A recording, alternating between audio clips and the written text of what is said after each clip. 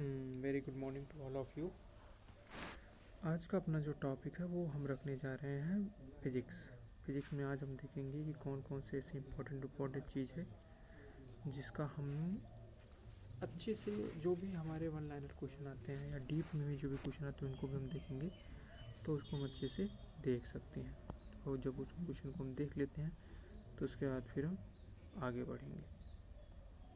तो उसी पे अपना ये क्वेश्चन चलेगा। चलिए देखते हैं, फिर स्टार्ट करते हैं। देखिए, भौतिक विज्ञान क्या है? साइंस शब्द की उत्पत्ति, सिंटेक्स, ठीक है, ये सब इम्पोर्टेंट नहीं। तो देखो इसमें क्या होता है, एक आपका मापन है, एक आपका मूल मात्रक है, ये CGS है, FPS है। ये आते हैं, सबसे पहले हम आते हैं इस पे। अब आप देखना शुरू करिएगा यहाँ से। देखिए, बीमा जो होता है मैक्सिमम पूछा जाता है। सबसे पहले क्षेत्रफल हो गया। क्षेत्रफल आपका क्या हो गया? लंबाई गुणे चौड़ाई। तो लंबाई चौड़ाई का कितना हो गया? L इंटू एल हो गया L स्क्वायर मीटर स्क्वायर। आयतन हो गया लंबाई गुणे चौड़ाई गुणे ऊंचाई, तो इसका हो गया कितना? L cube. घनत्व हो गया, घनत्व बराबर क्या होता है? D इक्वल टू क्या होता है? MV। M हो गया मास का M और V, ठीक है, M/V तो हो गया L क्यूब। तो कितना हो जाएगा? D इक्वल टू M/V क्या हो जाएगा? ML-3। और वेग का हो गया LT-1। त्वरण का होता है मीटर पर सेकंड स्क्वायर, तो मीटर का हो गया L और सेकंड स्क्वायर का होगा T स्क्वायर। जब वो ऊपर जाएगा T⁻², तो मीटर पर सेकंड स्क्वायर। बल का हो गया MLT-2। उसके बाद कार्य और ऊर्जा का क्या हो गया? ML² T⁻²। क्योंकि कार्य देखो W इक्वल टू क्या होता है? F इंटू डी, ठीक है। और F क्या है? MLT-2। MLT-2 है और D क्या है? L, तो ML² T⁻²। शक्ति हो गया आपका ML² T⁻3। संवेग हो गया P equal to MV MLT-1। कोण आपका हो गया, विमाहीन राशि होती है। कोणीय त्वरण हो गया T⁻1। एक चीज़ ध्यान रखना, कोणीय त्वरण और आपका आवृत्ति दोनों की जो बीमा होती हैं वो सेम होती हैं, ठीक है। उसके बाद कोणीय त्वरण हो गया T⁻², आवृत्ति हो गया -1। बल आघूर्ण हो गया, बल आघूर्ण बराबर क्या होता है? न्यूटन इंटू मीटर हो गया, मतलब F इंटू डी। तो ML² T⁻², मतलब हम कह सकते हैं कि कार्य, ऊर्जा और बल आघूर्ण तीनों की बीमाएँ क्या होती हैं? सेम होती हैं। जड़त्व आघूर्ण I इक्वल टू क्या होता है? ML², ठीक है। कोणीय संवेग ML² T⁻1। और गुरुत्वीय क्षेत्र की तीव्रता LT-2, क्योंकि इसका फार्मूला भी होता है मीटर पर सेकंड स्क्वायर। दाब क्या होता है? P इक्वल टू क्या होता है? F/A। तो क्या हो गया उसका? ML-1 T-2, क्योंकि F का हो गया MLT-2 और एक हो गया L², तो लगा देंगे। विशिष्ट ऊष्माधारिता का हो गया L² T⁻² K⁻1। और इसी विशिष्ट ऊष्माधारिता में अगर हम विशिष्ट ऊष्माधारिता से अगर विशिष्ट गुप्त ऊष्मा निकालते हैं तो इसको केवल कुछ नहीं करना है, आपको केल्विन हटा देना। ये जो आपको केल्विन दिख रहा है इसको हटा देना, तो इधर हो जाएगा L² T⁻1। जब इसको हटा देंगे तो हट जाएगा, ठीक है। आगे देखते हैं। आवेश Q इक्वल टू होता है IT, तो आवेश का हो गया कूलाम, इसका मात्रक होता है। विद्युत क्षेत्र की तीव्रता हो गया MLT-3 और A⁻1 विद्युत क्षेत्र तीव्रता।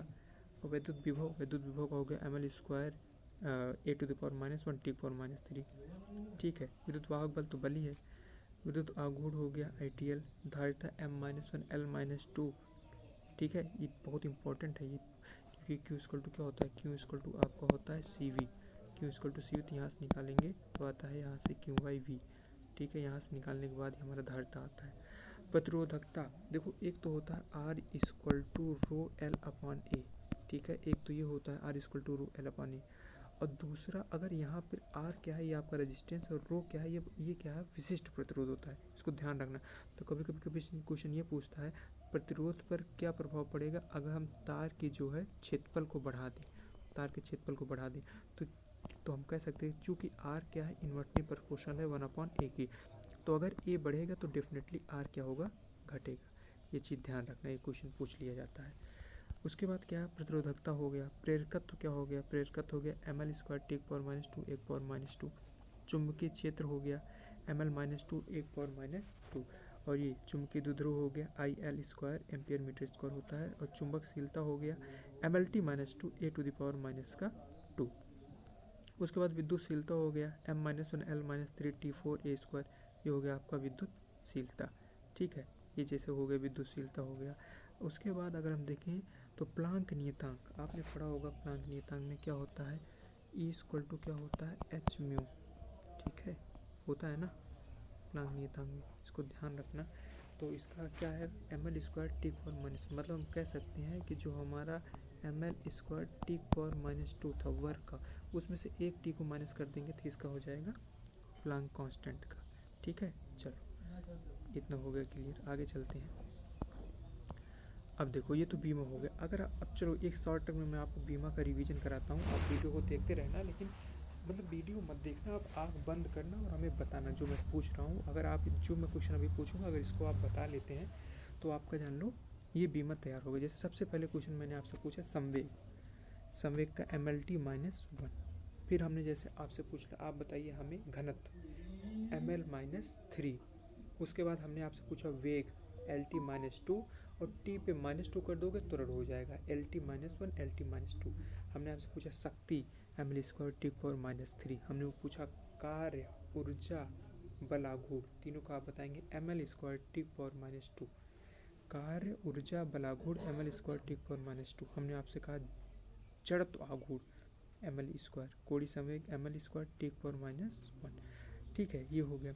हमने आपसे पूछा विशिष्ट ऊष्माधारिता, तो इसमें आप केल्विन ला देंगे L²t⁻² K⁻⁻1।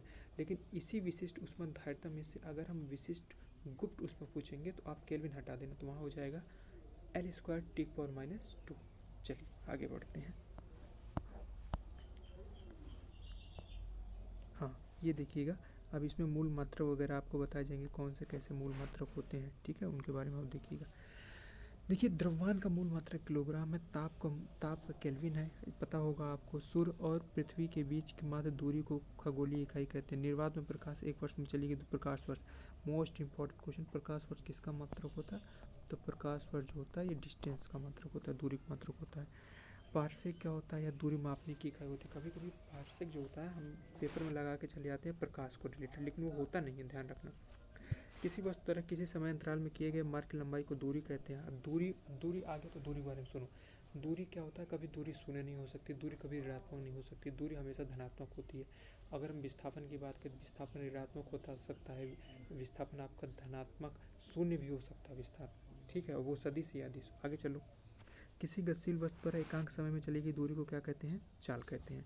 एकांक समय में कोई वस्तु द्वारा एक निश्चित दिशा में विस्थापित करती है उसे क्या कहते हैं, वेग कहते हैं। वेग परिवर्तन की दर को क्या कहते हैं, त्वरण कहते हैं। अब त्वरण के बारे में बताइए, त्वरण आ गया। त्वरण की बीमा क्या होती है, हमने आपको बताया था LT-2। गुरुत्वाकर्षण का नियम, गुरुत्वाकर्षण का नियम इन्होंने ये बताया है कि जब दो पिंड m1 और m2 एक दूसरे से r डिस्टेंस पे रखे हों तो उनके बीच लगने वाला गुरुत्वाकर्षण बल जो होता है G m1m2/r²। यहाँ r की जगह पे d दे रखें। अब यहाँ से क्वेश्चन कितने बन सकते हैं, क्या प्रभाव पड़ेगा अगर दूरी को हम बढ़ा दें, दूरी को बढ़ाएंगे तो फोर्स क्या होगा, कम हो जाएगा।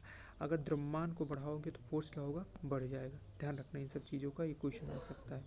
ठीक है, ब्रह्मांड में प्रत्येक कण एक दूसरे को केवल अपने द्रव्यमान के कारण आकर्षित करते हैं, किन्हीं दो कणों के बीच इस प्रकार के आकर्षण क्या कहते हैं, गुरुत्वाकर्षण बल कहते हैं। आई होप क्लियर है, आगे चलते हैं। चलिए ये आ गया आपका मात्रक कैसे होते हैं। लंबाई मीटर, SI में लंबाई का मूल मात्रक मीटर होता है। ठीक है, द्रव्यमान किलोग्राम, आसान है। लंबाई, द्रव्यमान, समय, विद्युत धारा, ताप, ज्योति तीव्रता, पदार्थ की मात्रा, ये लास्ट के जो 3 है ये इंपॉर्टेंट है। देखो हमें वो नहीं पढ़ने हैं जो सब पढ़ते हैं, अगर हमें वही कोई अंतर नहीं रह जाएगा। आप ध्यान समझिएगा, इसमें हमें क्या पढ़ना है, केवल ताप पढ़ना है, ताप पढ़ना है, ज्योति तीव्रता पढ़ना, और क्या पढ़ना है, पदार्थ की मात्रा। तो ताप का केल्विन हो गया, ट्रिपल पॉइंट हो गया, और इसका कैंडला हो गया, और इसका मोल हो गया। ठीक है, चलिए आगे चलते हैं। अब ये भी आसान क्वेश्चन है, देखो ये जो आसान क्वेश्चन इसको ऐसे देखना। कार्य का मात्रक जूल हो गया, प्रकाश वर्ष हमने पहले बता दिया। दूरी की मात्रा, कौन सी मात्रा जड़त्व का माप है, द्रव्यमान। द्रव्यमान जितना अधिक होगा कोई वस्तु उतनी जड़त्व होगी। मैंने आपको कह दिया कि ये एक आयरन की बॉल है और ये एक रबर की है, तो किसका जड़त्व ज़्यादा होगा, तो आयरन का होगा। क्यों, क्योंकि इसका ऑलरेडी मास ज़्यादा है तो इसका ज़्यादा होगा। तो वेक्टर जिसका मान अलग अलग हो परिणामी शून्य हो सकता है, परिणामी शून्य। देखना ये क्वेश्चन देखना क्या करें, दो वेक्टर जिनका मान अलग है क्या उनका परिणामी शून्य हो सकता है, उनका परिणामी शून्य नहीं हो सकता। बिल्कुल सही, क्योंकि एक वेक्टर इधर है, एक वेक्टर इधर है नीचे तरफ, तो इनका परिणामी कहाँ शून्य हो पाएगा, ये इधर है, ये इधर है, परिणामी शून्य नहीं हो सकता। चलिए, त्वरण ज्ञात करने का सूत्र क्या है, a=v - u/t, जहाँ पर v क्या है, ये है अंतिम वेग, ये है प्रारंभिक, ये t क्या है समय। शून्य में स्वतंत्र रूप से गिरने वाली वस्तु का समांतर त्वरण समान होता है। क्यों? क्योंकि जो पृथ्वी है, मान लो ये हमारी पृथ्वी, इधर हमने दो चीज़ें रखा, ठीक है, एक हमने लिखा आयरन का ये बॉल है और ये रबर का बॉल है, हमने एक साथ टाइम पे दोनों को नीचे छोड़ा, तो देखो हमें लगेगा क्या, जो हम जनरल फॉर्म में हमें दिखता है, हमें ये लगेगा कि आयरन जो है ये जल्दी नीचे आ जाएगी और ये लेट आएगी, लेकिन ऐसा नहीं होता है। यहाँ पर जो पृथ्वी को किसी भी वस्तु को अपनी ओर आकर्षण करने की जो क्षमता होती है वो एक समान होती है, वो डिपेंड नहीं करता मास पे, ठीक है। यही सेम प्रोसीजर, हाँ, तो ये रेजिस्टेंस के कारण ऐसा होता है। अगर इसी को हम जो है वैक्यूम में देखेंगे तो हमें एक साथ ऐसे दिखेगा, दोनों ऐसे बिल्कुल ऐसे एक साथ दोनों ऐसे नीचे आते हैं। तो ये बढ़िया क्वेश्चन था। शून्य में स्वतंत्र रूप से गिरने वाली वस्तु का क्या समांतर है, तो उनका त्वरण समान होता है। आइए, मोस्ट इंपॉर्टेंट क्वेश्चन देखिए, ये जो क्वेश्चन इसमें रखे गए ना, ये सारे इंपॉर्टेंट, इसको टिक कर लेना, ये बहुत इंपॉर्टेंट क्वेश्चन है। जैसे ये वाला क्वेश्चन देखना, एक लड़की झूले पर बैठी है, झूला झूल रही, उस लड़की के खड़े हो जाने पर दोलनों के आवर्तकाल पर क्या अंतर पड़ेगा। एक लड़की झूले पर बैठी, मैं इसको समझाता हूँ आपको, समझिएगा। एक लड़की वो झूले पर बैठी है, ठीक है, मान लो ये आपका झूला हो गया, यहाँ वो लड़की बैठी है, झूला झूल रही, उस लड़की के खड़े हो जाने, अभी वो बैठी है, ठीक है, तो इसका जो डिस्टेंस है, किसी भी चीज़ का जो डिस्टेंस लिया नाभि से इसका लिया जाता है, तो अभी इसका डिस्टेंस जो है कम है। बाद में क्या है, अब जो है जब वो खड़ी हो जाती है, मान लो खड़ी हो जाती है, तो यहाँ से डिस्टेंस इसका लिया जाएगा, तो इसका डिस्टेंस बढ़ जाएगा। तो क्या होगा, उसके आवर्तकाल पे क्या अंतर पड़ेगा, वो कम होगा। समझ रहे नहीं, आवर्तकाल पर क्या अंतर पड़ेगा, T=2.L/g। मैं आपको बताता हूँ, देखो, इसको ध्यान रखना ऐसे कि जब वो खड़ी होगी तो उसका आवर्तकाल पे क्या अंतर पड़ेगा, कम हो जाएगा, ठीक है। रुको एक सेकंड, हाँ ठीक है। अब देखो, जैसे देखो ये आपका झूला है, ठीक है, हम इस झूले पे क्या करते हैं, मान लो बैठ के ऐसे चल रहे हैं, ठीक है, बैठ के चल रहे हैं, और ये झूला एक तरफ जा रहा है, फिर एक तरफ आ रहा है, फिर एक तरफ जा रहा है, फिर हम क्या करते हैं, इस पर खड़े हो जाते हैं। तो खड़े होते ही देखो इसकी स्पीड बढ़ जाती है, इसकी स्पीड बढ़ जाती है। क्यों बढ़ जाती है, क्योंकि इसका जो आवर्तकाल हो गया कम हो। आवर्तकाल होता क्या है, एक बार में इधर से इधर की गति, ठीक है। तो अगर बैठे हैं तो ये ऐसे चल रहा है, लेकिन खड़े हो जाएंगे तो ऐसे बढ़ जाता है। प्रैक्टिकल लाइफ में सोचो कोई चीज़, प्रैक्टिकल में सोचोगे ज़्यादा आसान होगा, ठीक है। गुणन करते हुए गोल मेज पर अचानक एक लड़का आकर बैठ जाता है, कोड़ी वेग को क्या प्रभाव पड़ेगा, कम हो जाएगा। समझो ये सब किसी, ठीक है। आगे क्वेश्चन देखो, मैं आपको टिक कर इसीलिए दिखा रहा हूँ, इसको ध्यान देना। किसी पिंड के द्रव्यमान और भार में क्या अंतर होता है, हाँ ये क्वेश्चन देखो मोस्ट इंपॉर्टेंट। किसी पिंड के द्रव्यमान और भार में क्या अंतर होगा। देखो, द्रव्यमान स्थिर होता है जबकि भार परिवर्तनीय होता है। भार परिवर्तनीय क्यों होता है, भार जो होता है ये डिपेंड करते, क्योंकि नीचे देखो कोई भी वस्तु है, नीचे क्या लगता है आपका mg, r क्या लगता है mg। m तो कांस्टेंट रहेगा, लेकिन g डिपेंड करता है, क्योंकि g ध्रुव के अलग, भूमध्य रेखा पे अलग, ऊपर अलग, नीचे अलग, ठीक है। तो इसमें क्या है कि जैसे भी जैसे हम आपको एक क्वेश्चन रखें कि चंद्रमा पर है, ठीक है, चंद्रमा पर है 60 kg वेट है, ठीक है, दो वस्तु है, एक का 60 है, एक का 80 kg है। तो ये जो वेट है चंद्रमा पर कितने होगा, तो मैक्सिमम लोग इसमें क्या करते हैं, सीधे बिना सोचे समझे 1/6 लगाने लगते हैं। लेकिन यहाँ पर I am talking about mass, not I am talking about उसका वेट। अगर हम वेट की बात करेंगे तो वेट जो होता है उस पर उसका 1/6 होता है, क्योंकि जो हमारे मून पे होता है, मून पे क्या होता है कि g/6 हो जाता है। तो अगर कोई भी वस्तु है उसका भार पृथ्वी पर अगर 60 kg है, पृथ्वी पर अगर 60 kg है, तो चंद्रमा पर कितना हो जाएगा, वो 1/6 हो जाएगा, तो 10 kg होगा। जबकि भार जो है ना, भार हमारा नहीं, भार जो है वो चेंज हो जाएगा, जबकि द्रव्यमान जो है सेम रहेगा। ल्यूमेन किसका मात्रक है, ज्योति फ्लक्स का मात्रक है। आसान क्वेश्चन ये सब। ल्यूमेन किसका मात्रक है, ज्योति फ्लक्स का मात्रक है। क्यूरी किसकी इकाई है, रेडियो धर्मिता की इकाई क्यूरी। दाब का मात्रक पास्कल हो गया। कैंडला किसका मात्रक है, ज्योति तीव्रता का। मात्रकों की अंतर्राष्ट्रीय पद्धति कब लागू की गई, 1971 में। कैलोरी ये हो गया, ठीक है। यंग प्रत्यास्थता गुणांक न्यूटन प्रति मीटर स्क्वायर हो गया, ठीक है। बल, चाल, ऊर्जा तथा तापमान में कौन सी वेक्टर राशि है, इसको भी बताता हूँ। वेक्टर राशि और सदिश राशि और अदिश राशि भी बताता हूँ। सदिश राशि ऐसी राशियाँ होती हैं जिनमें परिमाण के साथ साथ दिशा भी दी गई होती है, जबकि अदिश राशियाँ ऐसी राशियाँ होती हैं जिनमें केवल परिमाण दिया जाता है, दिशा का बोध नहीं कराती हैं। ठीक है, देखो न्यूटन की गति विषयक नियम देखो क्या है। बंदूक से गोली छोड़ने के वास्ते बंदूक द्वारा गोली आगे की ओर एक बल आरोपित करती है कोई इस, ठीक है ये वो, मैं इसको ऐसे नहीं समझाऊंगा आपको, ज़्यादा लॉजिकल दिए इसमें। ठीक है, ये हो गया प्रत्येक क्रिया। देखो न्यूटन ने 3 नियम दिए। पहला नियम क्या था, कोई वस्तु जिस अवस्था में है वही उसी अवस्था में बनी रहेगी कि जब तक उस पर कोई बाह्य बल कार्य ना करे। अर्थात समझना ध्यान से, ये कोई बॉल हमने टेबल पे रख दिया है, ठीक है, तो ये टेबल पे तब तक रखी रहेगी जब तक कोई और आकर इस बॉल को हटाएगा नहीं, इस पर फोर्स नहीं लगाएगा या टेबल को नहीं हिलाएगा, तब तक जो है ये ऐसे ही बनी रहेगी। ठीक है, तो मतलब इसे जड़त्व का नियम भी कहते हैं, मतलब कि यह वस्तु तब तक इस स्टेट में रहेगी जब तक इस पर कोई बाह्य बल ना लगे। और दूसरा क्या होता है, दूसरा न्यूटन का नियम होता है F=m/a। ठीक है, मतलब किसी वस्तु पर जो लगाया गया बल होता है वो उसके द्रव्यमान और उसके त्वरण के गुणनफल के बराबर होता है। ठीक है, हम कह सकते हैं कि F जो है ये प्रोपोर्शनल टू किसके, m के। ये तो जाहिर सी बात है, क्योंकि कोई वस्तु जितना ज़्यादा जिसका द्रव्यमान होगा उसमें उतना ही ज़्यादा हम क्या लगाना पड़ेगा, बल लगाना पड़ेगा। बल लगाएंगे तभी वो चलेगा। ठीक है, जैसे हम आपसे कहें कि एक आपके पास एक 10 किलो की बोरी है गेहूं की और एक 50 किलो की, तो 10 किलो को आप इजी उठा लोगे, लेकिन 50 के लिए आप इजी नहीं उठा पाओगे, तो इसीलिए F प्रोपोर्शनल टू क्या हो गया आपका, m। तीसरा नियम क्या है, एक्शन रिएक्शन।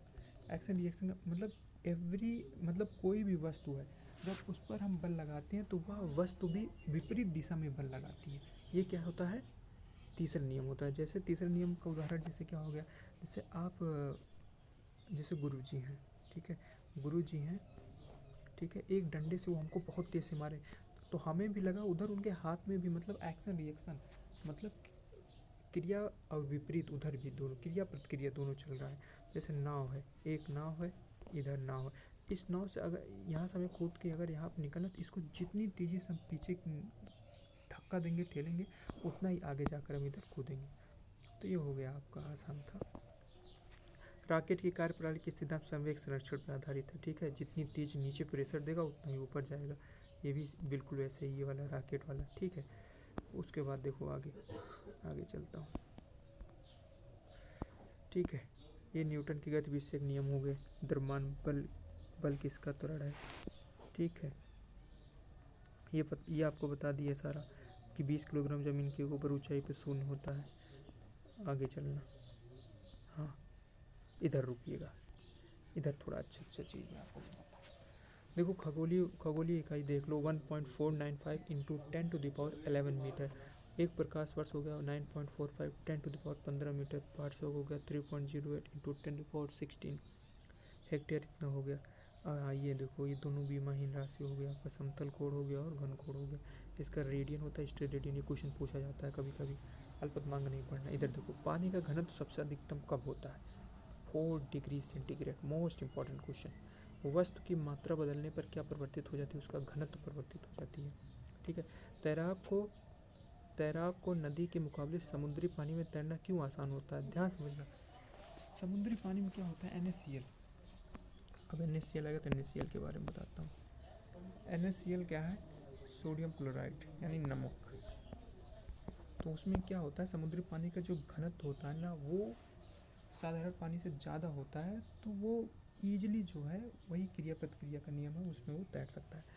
वायुमंडल में बादलों के तैरने के कारण क्या घनत्व है ही नहीं उसमें। जब घनत्व नहीं है तो यम नहीं होगा, जब यम नहीं होगा तो फ्रीली रहेगा। आसान क्वेश्चन है। समुद्र में प्लान करते आइसबर्ग कितना भाग समुद्र 1/10। बांध के नीचे दीवार की मोटी बनाई जाती है, गहराई बढ़ने के साथ दबाव बढ़ता है। ठीक है, गलनांक, बर्फ का स्प्लिटिंग करना गलनांक पर क्या प्रभाव पड़ता है, घट जाता है। चौराहे पर पानी की फुहारों से गेंद क्यों नाचती हैं, क्योंकि पानी का वेग अधिक होने से दाब घट जाता है।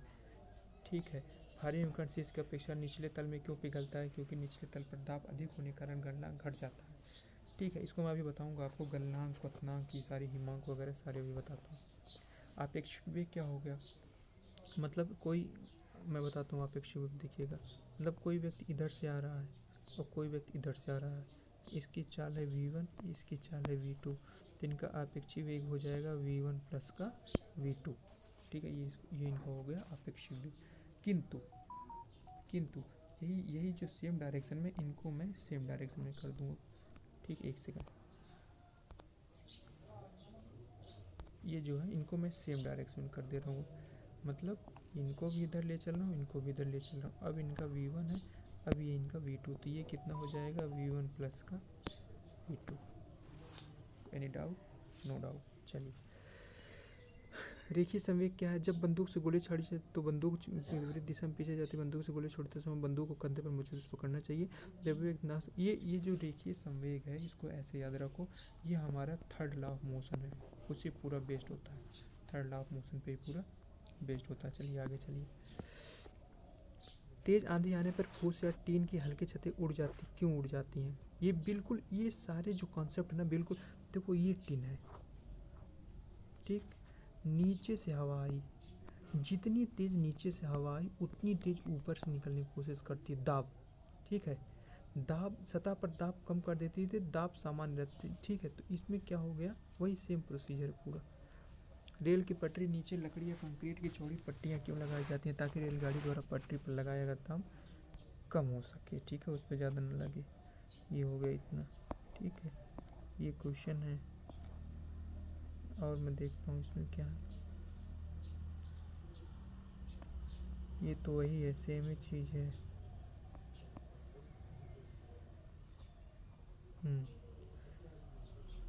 तो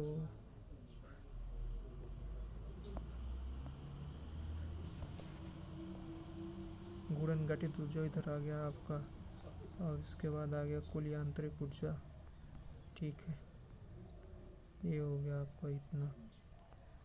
हाँ, ये इम्पोर्टेंट होता है आपका, उष्मा आ गया, बस गुणन करने पर उसका वो क्या प्रभाव पड़ेगा, चाल बढ़ जाएगी। ये चलिए इसके आगे फिर करेंगे। तो अभी जो सेशन अभी जितना यहाँ तक जितना फिजिक्स में बताएं उसका चलो रिवीजन एक बार कराता हूँ मैं टोटल, ध्यान से देखिएगा। सबसे पहले हम लोगों ने जाना फिजिक्स है क्या, ठीक है, फिजिक्स है क्या। उसके बाद हम लोगों ने पढ़ा बीमा, डायमेंशन देखे, डायमेंशन के बाद हमने मूल मात्रक देखे। हमने आपको 3 बताया था, एक टेम्परेचर, एक पदार्थ की मात्रा, एक, ठीक है, ज्योति तीव्रता, इसको ध्यान रखना। न्यूटन के नियम देखे, न्यूटन के नियम कितने होते हैं, कौन कौन से कैसे होते हैं, उस पर बीच जो उदाहरण है उसको देखें। उसके बाद हमने देखा कि किसी भी पदार्थ का भौतिक अवस्था क्या होता है, घनत्व के बारे में पढ़े। तो आज जो भी पढ़े हैं इसको रिवाइज करिए, फिर मिलते हैं अगले वीडियो में। तब तक के लिए जय हिंद, जय भारत, वंदे मातरम।